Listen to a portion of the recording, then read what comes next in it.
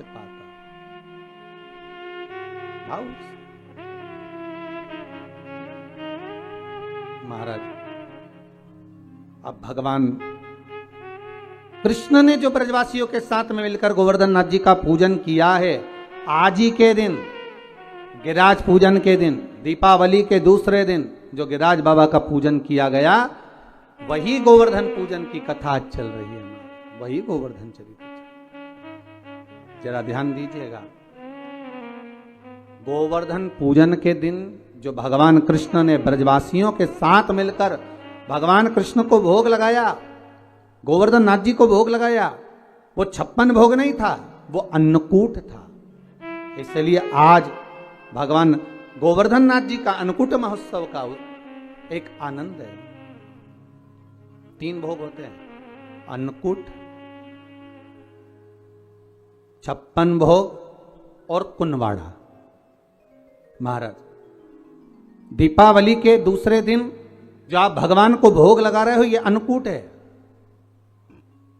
56 भोग कब लगे? जब भगवान कृष्ण ने गोवर्धन पर्वत को अपनी उंगली पर लिया,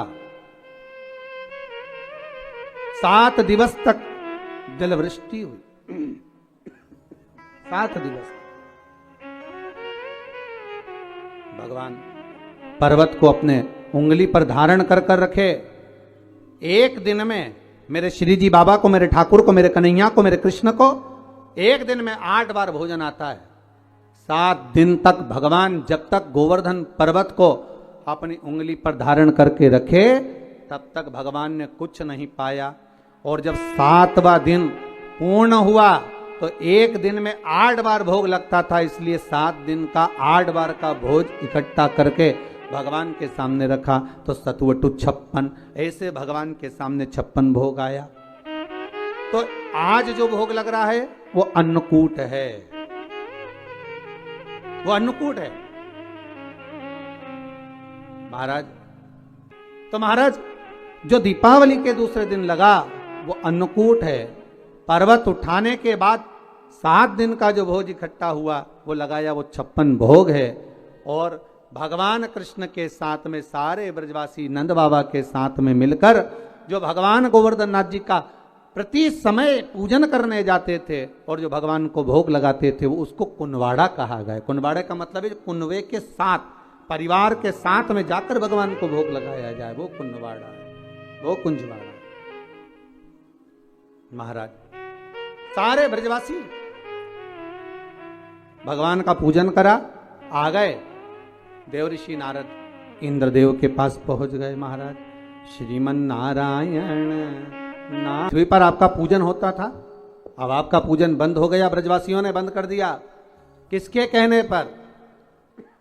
कहा नंद बाबा के छोटे से पुत्र के कहने पर तुम्हारा पूजन बंद कर दिया। इंद्र को क्रोध आया, अपार जलवृष्टि कराई, खूब जल, कहते हैं इतना जल गिरवाया और ऐसी मोटी मोटी बूंदें गिरवाई कि गोवर्धन नाथ जी के पत्थर की शिला पर, पर्वत पर आज भी बूंद के निशान हैं जो इंद्र ने बरसवाई। सोचिए, पर्वत पर पानी की बूंद के निशान हैं तो सांसारिक जीव का क्या हुआ होगा।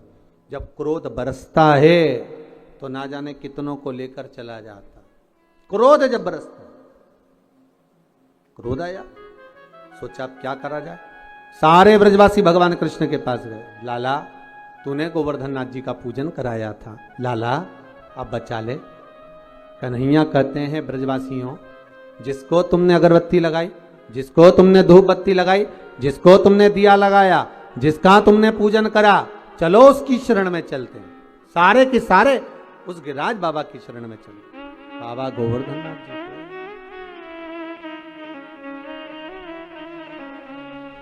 सारे के सारे गिरिराज बाबा की शरण में।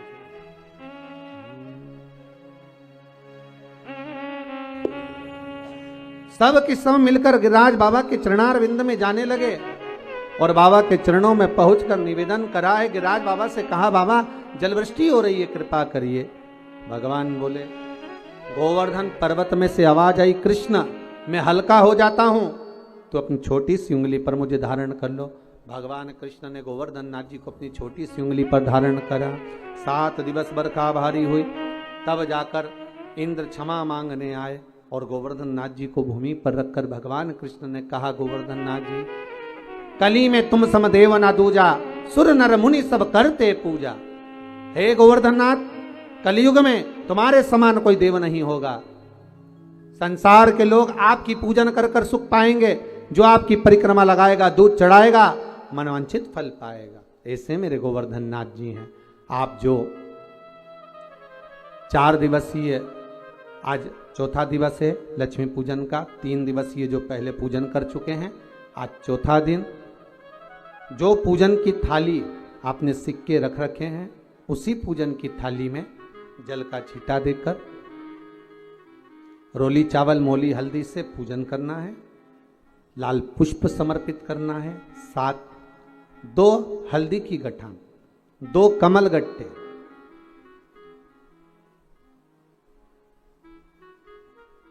2 तरह का मीठा हो तो वो महाराज आप समर्पित करें।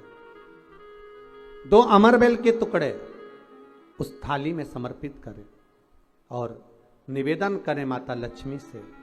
5 घी के दिए जलाएं, दीप प्रकट करें और माता लक्ष्मी की पूजन अर्चना कर कर भोग लगाकर मां से निवेदन करें, मां हम 5 दिवसीय आपकी आराधना कर रहे हैं जो दीप महोत्सव के रूप में। कृपा करो मां, हमारे घर में धन वैभव लक्ष्मी का भंडार भरो मां। माता से निवेदन करे और निवेदन करके मां से तब 5 दीप उठाकर आरती करिए माता लक्ष्मी की। और लक्ष्मी माता की आरती कर उन दीपों को, एक जहां गोवर्धन नाथ जी का पूजन आपने करा है, एक दीप वहां लगा दीजिए जो सुबह आपने गिरिराज जी का पूजन करा। दूसरा दीप पानी के परिंडे के पास लगा दीजिए जो हंडा आपने पानी का भरा हुआ है। तीसरा दीप घर के हॉल में जो मुख्य द्वार हो उसके पास में, जो मुख्य द्वार हो उसके नजदीक में लगा दीजिए महाराज। चौथा दीप तुलसी के क्यारे के पास लगाइए। 5वां दीप जहां पर माता लक्ष्मी का पूजन करा है वहां पर विराजमान कर दीजिए। ऐसे 5 स्थान पर 5 दियों को रखो। थोड़ी देर द्वार के पास में माता लक्ष्मी का आवाहन करो। माता लक्ष्मी से विनती करो, हे मां आप हमारे घर में सदा विराजमान रहिए। और बाबा गोवर्धन नाथ जी से, गोवर्धन का मतलब होता है गौ मतलब लक्ष्मी, वर्धन मतलब वृद्धि, जो लक्ष्मी की वृद्धि करने वाले हैं, जो संपदा के देने वाले हैं, लक्ष्मी को प्रदान करने वाले हैं। ऐसे गोवर्धन नाथ बाबा आप हमारे घर में संपदा की वृद्धि करिए, लक्ष्मी की वृद्धि करिए। बाबा से निवेदन करो। महाराज, हे गिरिराज बाबा तेरी कृपा, तेरी दया, माता लक्ष्मी की हम पूजन कर रहे हैं। ये भाव रखकर गोवर्धन नाथ जी का पूजन कर, स्मरण कर, माता लक्ष्मी का पूजन स्मरण कर। चौथे दिन की जब पूजन पूर्ण हो महाराज, तब अपन अगले दिन 5वें दिवस की पूजन का फिर क्रम लेवेंगे।